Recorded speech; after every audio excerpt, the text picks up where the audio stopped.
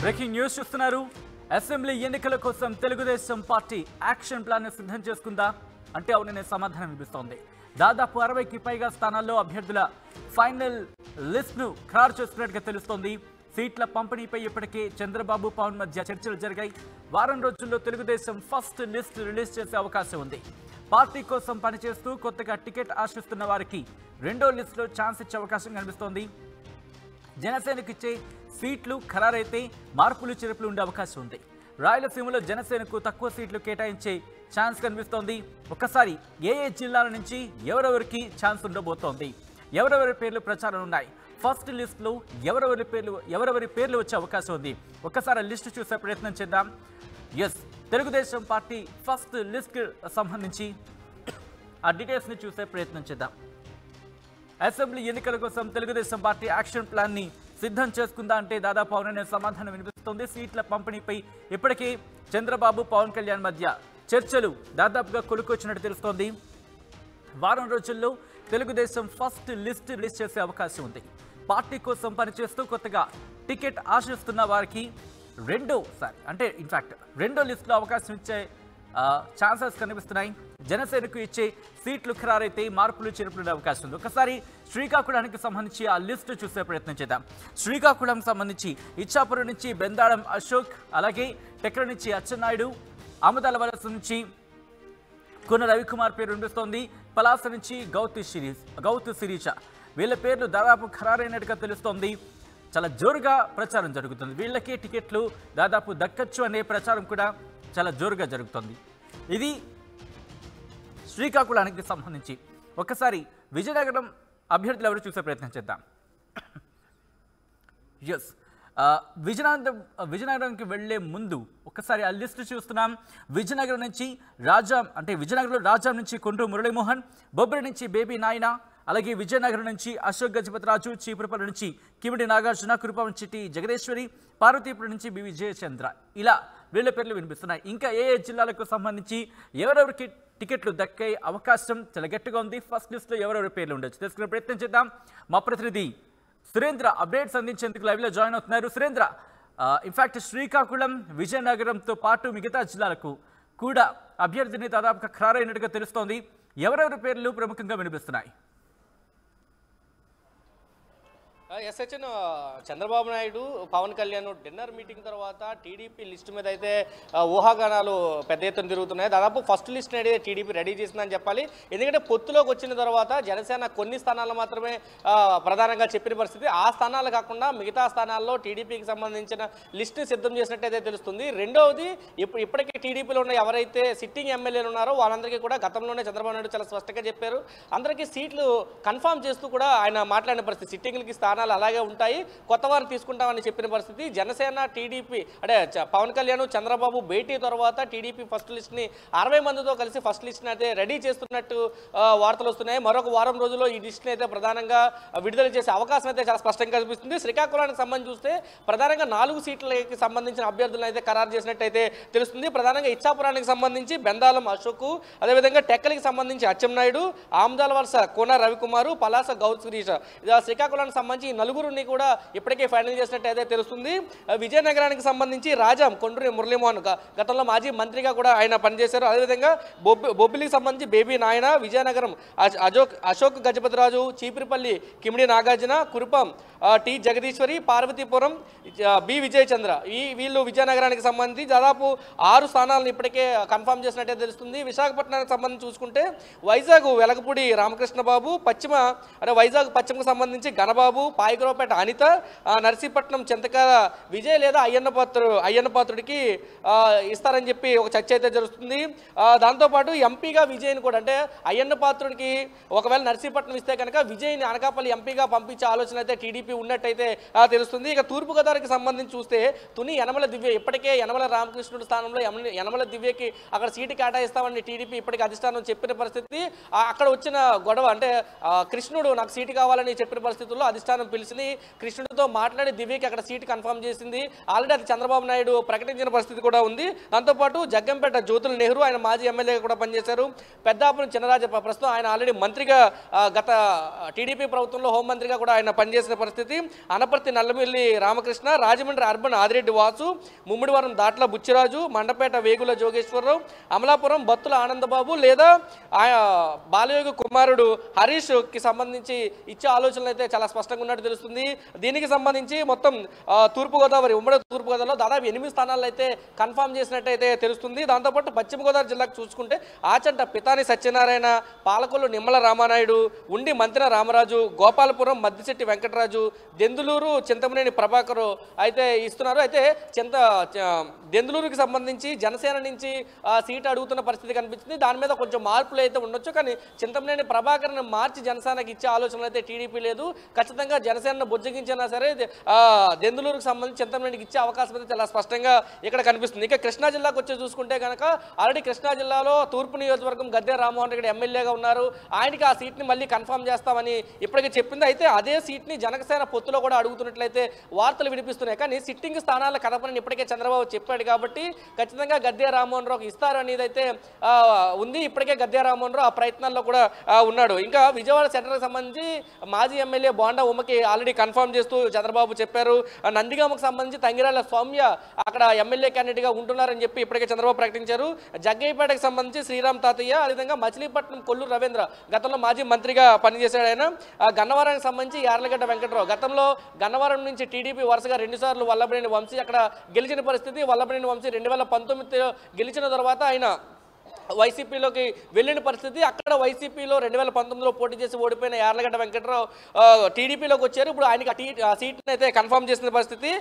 మరొకటి గుడివాడకి సంబంధించి వెనిగంట్ల రాముకి అలాంటి సీట్ని కన్ఫర్మ్ చేస్తూ చంద్రబాబు చెప్పిన పరిస్థితి. మరొక పక్క పెనమలూరుకి సంబంధించి బోడే ప్రసాద్ అక్కడి నుంచి సీట్ ఆశిస్తున్నాడు. అయితే పెనమలూరు నుంచి ప్రస్తుతం ఎమ్మెల్యేగా ఉన్న వైసీపీ నుంచి ఎమ్మెల్యేగా ఉన్న పాదసారథి వైసీపీకి రాజీనామా చేసి టీడీపీలోకి వచ్చిన పరిస్థితి. పెనమలూరు నుంచి అక్కడి నుంచి సీటు తను ఆశిస్తున్నాడు. అయితే కాబట్టి పెనమలూరు నుంచి పార్థసారథికి ఇచ్చే అవకాశం అయితే చాలా స్పష్టంగా కనిపిస్తుంది.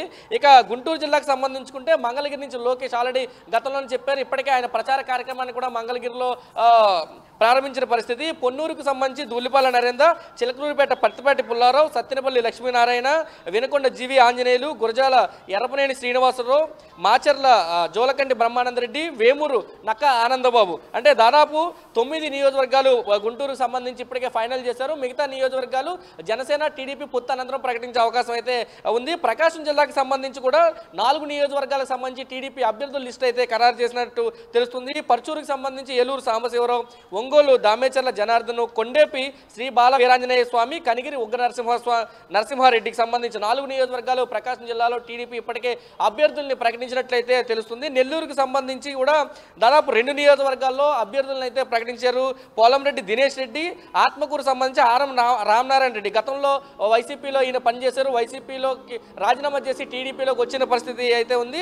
నెల్లూరుకు సంబంధించి రూరల్ కోటంరెడ్డి శ్రీధర్ రెడ్డి, ఈయన కూడా గతంలో వైసీపీ ఎమ్మెల్యేగా ఉన్నారు. వైసీపీకి రాజీనామా చేసి ఎమ్మెల్సీ ఎన్నికల్లో టీడీపీ ఓటేసి అనంతరం టీడీపీలో ఆయన జాయిన్ అయిన పరిస్థితి. ఆనం రామనారాయణ రెడ్డి కానీ కోటంరెడ్డి శ్రీధర్ రెడ్డి కానీ పూర్తిగా యువగలం బాధ్యతలను కూడా తీసుకుని ఆ నియోజకవర్గాల్లో జయప్రదం చేసే పని అయితే వాళ్ళు పూర్తిగా చూసిన పరిస్థితి ఉంది. ఇక చిత్తూరుకి సంబంధించి చూసుకుంటే శ్రీకాళహస్తికి సంబంధించి బొచ్చల సుధీర్ రెడ్డి, నగిరి గాలి భానుప్రకాష్, పలమనేరు అమర్నాథ్ రెడ్డి, పీలేరు నల్లారి కిషోర్ కుమార్ రెడ్డి, మొత్తం 4 నియోజకవర్గాలకు సంబంధించి అభ్యర్థులను అయితే ఖరారు చేసినట్టు తెలుస్తుంది. కడపకి సంబంధించి 3 నియోజకవర్గాల్లో అభ్యర్థులు ఖరారు చేసినట్టు తెలుస్తుంది. జమ్మలమడుకు సంబంధించి భూపేష్ రెడ్డి, మైదుకూరు పుట్టా సుధాకరు, పులివెందుల బీటెక్ రవికి సంబంధించి 3 నియోజకవర్గాల్లో ఈ 3 అభ్యర్థులని పేర్లు అయితే ఖరారు చేసినట్టయితే తెలుస్తుంది. కర్నూలు జిల్లాకు సంబంధించి Banaganapalle BC Janardhan Reddy, Panyam Gouru Charitha Reddy, Kurnool TG Venkatesh, Yemmiganur BV Jayanageswar రెడ్డికి సంబంధించి పూర్తిగా సీట్లు కేటాయించినట్టు తెలుస్తుంది. వైసీపీ ఎమ్మిగనూరులో బీసీకి అయితే సీటు చాలా కేటాయించినట్టు తెలుస్తుంది. ఈ నేపథ్యంలో టీడీపీ అధిష్టానం ఆదోని, ఎమ్మిగనూరు, మంత్రాలయం అంటే అనంతపురానికి సంబంధించి ఆదోని కానీ ఎమ్మిగనూరు, మంత్రాలయం కర్నూలు జిల్లాలో ఈ 3 నియోజకవర్గాల్లో ఏదో ఒకటి బీసీకి కేటాయించాలని చెప్పి ఇప్పటికే ఆలోచిస్తున్న పరిస్థితి చాలా స్పష్టంగా ఉంది. ఎమ్మిగనూరులో జీవి జయనాగేశ్వర్ రెడ్డికి అయితే కేటాయిస్తారని చెప్పి ఒక చర్చ అయితే అక్కడ కొనసాగుతున్న పరిస్థితి ఉంది. మరొక పక్క మంత్రాలయానికి సంబంధించి కూడా చూసుకుంటే బీసీ వాల్మీకి సామాజిక వర్గానికి చెందిన రామిరెడ్డి కుమారుడు రాఘవేంద్ర రెడ్డికి ఇచ్చే ఛాన్స్ అయితే ఉందని చెప్పి ఇప్పటికే టీడీపీ వర్గాలు చెబుతున్నాయి. ఖచ్చితంగా రాఘవేంద్ర రెడ్డికి అక్కడ టికెట్ వస్తుందంటూ వాళ్ళంతా చెప్తున్న పరిస్థితి.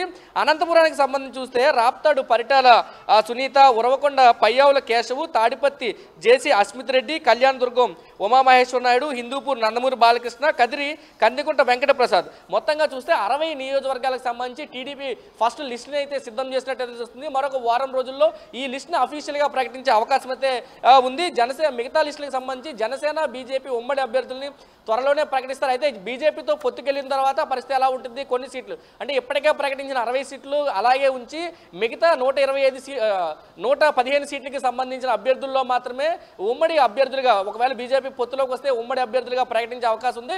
లేదా జనసేన టీడీపీకి సంబంధించి ఉమ్మడి అభ్యర్థులు అయితే ప్రకటించే అవకాశం 2-3 లిస్టుల్లో ఉండే అవకాశం అయితే ఉంది. అన్ని జిల్లాలకు సంబంధించి తూర్పు పశ్చిమ గోదావరిలో జనసేన ప్రధానంగా సీట్లు అడుగుతున్న పరిస్థితి కనిపిస్తుంది. మొదటి లిస్టులో ఎవరైతే సీట్లు ప్రకటించారో ఈ లిస్టు తర్వాత అంటే ఇప్పటికే వైసీపీలో సీట్లు రాని వాళ్ళంతా కూడా జనసేన టీడీపీ వైపు చూస్తున్నారు. కాబట్టి మన జరిగిన చర్చలో కూడా అంటే పవన్ కళ్యాణ్ చంద్రబాబు డిన్నర్ మీటింగ్ లో కూడా చాలా క్లారిటీగా చెప్పారు. ఇతర పార్టీల నుంచి దాదాపు 30 మంది వరకు ఎమ్మెల్యేలు రాబోతున్నారు. వీళ్ళందరినీ పరిశీలించిన తర్వాత వాళ్ళకి సీట్లని కేటాయించే అంశం ఉంటుంది, పార్టీలో తీసుకోవాలి లేదనే అంశాలు కూడా చర్చించే అవకాశం అయితే ఉంటుందని చెప్పి వాళ్ళు చాలా స్పష్టంగా చెప్పారు.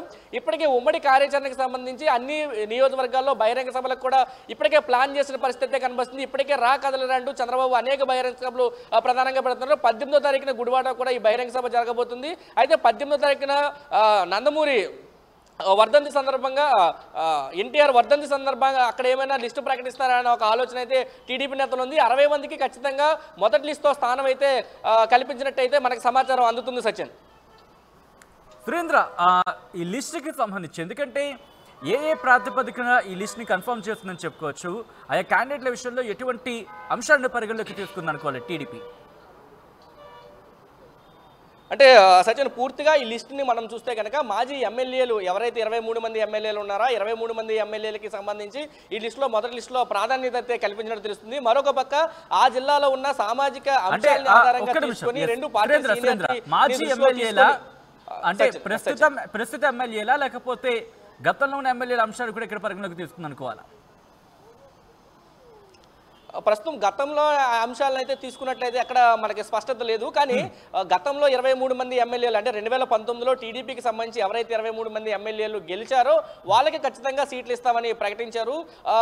2019 ఎన్నికల్లో 23 మందిలో 4 వైసీపీకి వెళ్ళిన పరిస్థితి. ఆ 4 స్థానంలో వైసీపీ నుంచి కూడా మరొక 4 ఇక్కడికి వచ్చిన పరిస్థితి. అయితే ఆ 4లో కూడా ఇప్పుడు 2 పేర్లు మాత్రమే చాలా స్పష్టంగా సీట్లు కేటాయించారు. ఎందుకంటే నెల్లూరుకు సంబంధించి చూస్తే ఆర్ఎం రామనారాయణ రెడ్డి కానీ కోటంరెడ్డి శ్రీధర్ రెడ్డి కానీ ఇద్దరికి మాత్రమే సీట్లు అయితే ఫస్ట్ లిస్ట్ లో కన్ఫర్మ్ చేసినట్టు తెలుస్తుంది. చంద్రశేఖర్ రెడ్డికి సంబంధించి కానీ ఉండవల్లి శ్రీదేవికి సంబంధించి కానీ ఈ లిస్టులో ఎక్కడ కూడా పేర్లు అయితే రాలేదు. కానీ ఆ జిల్లాల వారీగా చూసుకున్నప్పుడు సామాజిక సమీకరణ దృష్టిలో పెట్టుకొని అటు ఉత్తరాంధ్ర జిల్లాల్లో బీసీలకు ఎక్కువ ప్రాధాన్యత ఇవ్వడం కనిపిస్తుంది. ఇతర ప్రాంతాల్లో కూడా ఆ సామాజిక వర్గాల దృష్టిలో పెట్టుకొని పార్టీకి వాళ్ళు చేసిన పనిని దృష్టిలో పెట్టుకొని యువగలం యాత్రలో వాళ్ళు ఏ విధంగా కృషి చేశారు, పార్టీకి సంబంధించి ఎటువంటి పనులు ఉన్నాయి, అక్కడ ఉండే సమీకరణలు ఏ విధంగా ఉన్నాయి, ఒక సర్వేల ఆధారంగానే వీళ్ళ లిస్టులు అయితే ఫైనల్ చేసినట్టయితే చాలా స్పష్టంగా తెలుస్తుంది. అయితే ఈ లిస్టు కూడా పూర్తిగా కన్ఫర్మ్ అని చెప్పలేము. లాస్ట్లో చివరిలో మార్పులు ఉండొచ్చే అనే అంచనాలు కూడా చెప్తున్న పరిస్థితి. ఉదాహరణకి కృష్ణా జిల్లాకు సంబంధించి బోడే ప్రసాద్ టికెట్ లేదని చెప్పిన పరిస్థితి. కానీ బోడే ప్రసాద్ అనుచరులు ఇక్కడ పెద్ద ఎత్తున ఆందోళన చేస్తున్న పరిస్థితి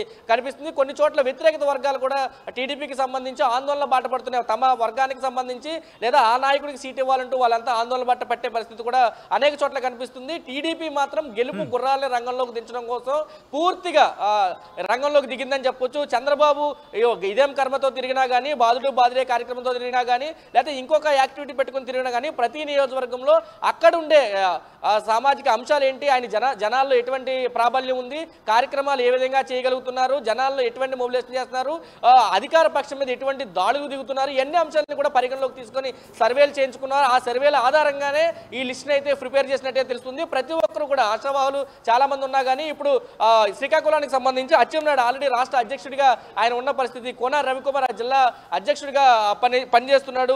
గౌతు శిరీషకి టీడీపీ పార్టీలో కానీ పలాసలో కానీ మంచి పేరుంది. అలా ఇలాగా ప్రతి అంశాన్ని పరిగణలోకి తీసుకున్న తర్వాతే మొదటి లిస్ట్ని అయితే సిద్ధం చేసినట్టు తెలుస్తుంది. సచిన్, కానీ ఇక్కడ కొన్ని విషయాలు చూస్తే కనుక, ఎందుకంటే వైసీపీ నుంచి వచ్చిన కొంతమందికి ఇక్కడ టికెట్ దాదాపు పేరు వినిపిస్తుంది. ఆనం రామనారాయణ రెడ్డి కావచ్చు, లేకపోతే మీరు అన్నట్టుగా కోటమిరెడ్డి శ్రీధర్ రెడ్డి కావచ్చు.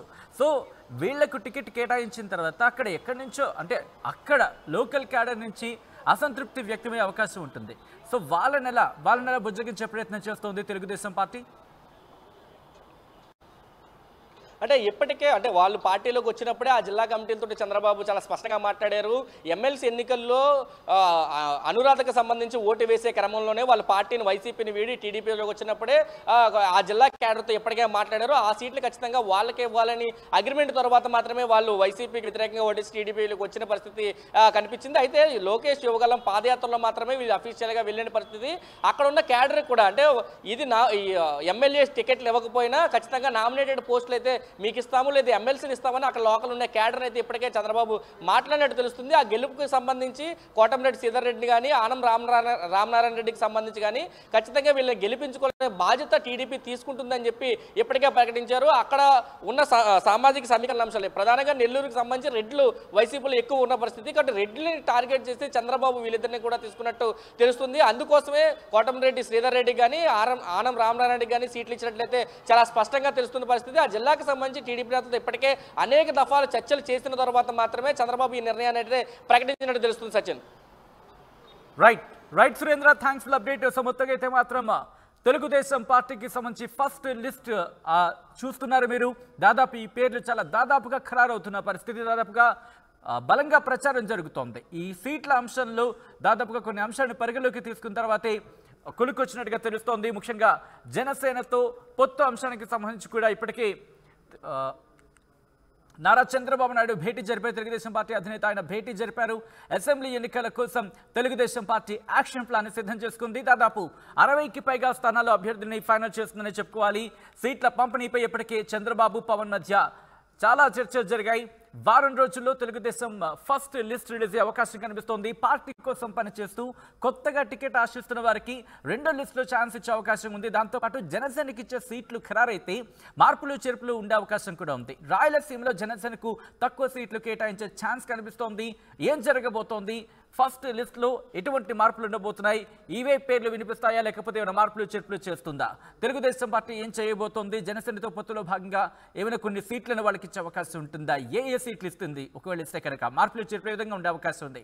ఒకవేళ వైసీపీ నుంచి వచ్చిన వాళ్ళకి టికెట్లు కేటాయించే పరిస్థితి ఉంటే కనుక అక్కడ లోకల్ క్యాడర్ని వచ్చే అసంతృప్తిని ఇలా బుజ్జగించే ప్రయత్నం చేస్తుంది. వారిని పార్టీలో కొనసాగేలా ఎటువంటి చర్యలకు ఉపక్రమిస్తుంది అనే అంశానికి సంబంధించి మాత్రం ఉత్కంఠ కొనసాగుతుంది. సో చూద్దాం మరి తెలుగుదేశం పార్టీ ఏం చేయబోతోందో.